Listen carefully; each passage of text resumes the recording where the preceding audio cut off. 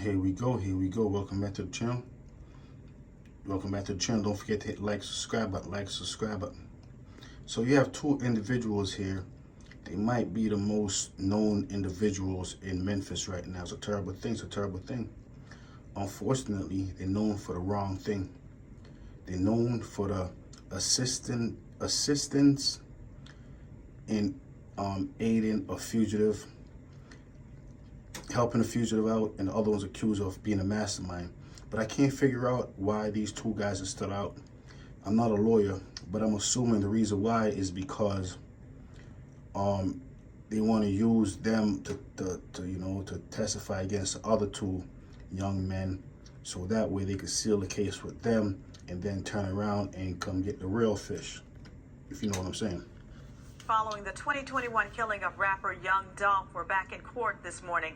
Neither man is accused of opening fire on Dolph, but Jamarcus Johnson and Hernandez Govan are accused of playing a part in either the planning or the cover-up. WREG's Jarita Patterson has more on today's hearing. It is a case dating back to November of 2021 when Memphis rapper Young Dolph was gunned down in the... That's crazy that Young Dolph was gunned down in Memphis, just for the simple fact that he had other attempts made on his life elsewhere. I believe on at least 3 other occasions. I believe 2 or 3 other occasions.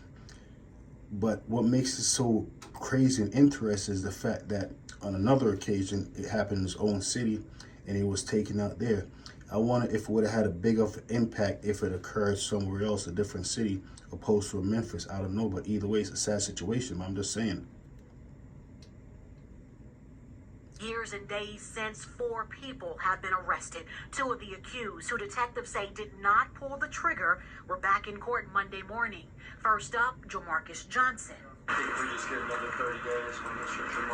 They said this guy right here is 27 years old. I have to admit, he seems older because I'm assuming that all that stress. Jamarcus Johnson, he's under certain bond conditions.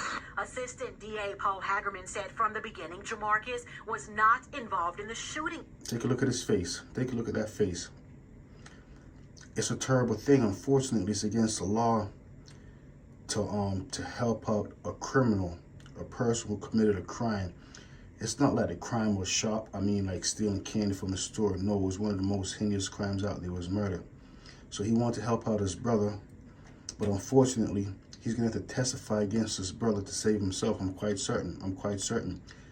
Will he throw himself under the bus for his brother? I'm quite certain his brother got to go. It's a terrible thing. Of Dolph or the planning, but prosecutors have said a week after the deadly attack, Jamarcus Johnson helped Justin Johnson, his half-brother. Unfortunately, if your brother was such a tough guy, you should say, you know what, brother? Go do your time, man. That's it. Just go do your time. That's it. As part of Justin's short-lived escape. Last year, according to court records, Jamarcus entered a plea deal for accessory after the fact. Since that time, his case has been accessory after the fact. So he knew for certain. That's why I said after the fact.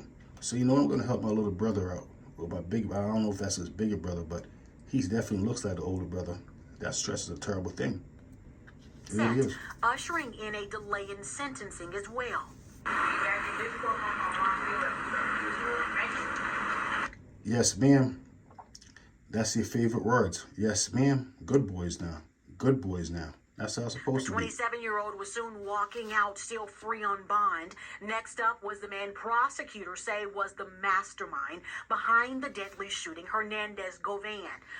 I don't know why he's not behind the bars. Maybe it's for bigger reasons, because if they're saying he's a mastermind, something's going on that I'm not fully aware of. But if he's the mastermind, then why is he not behind the bars? I don't know. Who stood just behind his attorney, Hando Durham Jr. Govan's attorney previously saying there were no plans to seek a resolution until after Justin Johnson and Cornelius Smith. Young men. They're young right now, so they're not going to feel being behind the bars as much. When they get into their later age in life, in their 40s, 50s, 60s, that's when we're going to say, wow, we made a mistake. It's a terrible thing. It's a terrible thing. Accused of firing the deadly shots go to trial in March.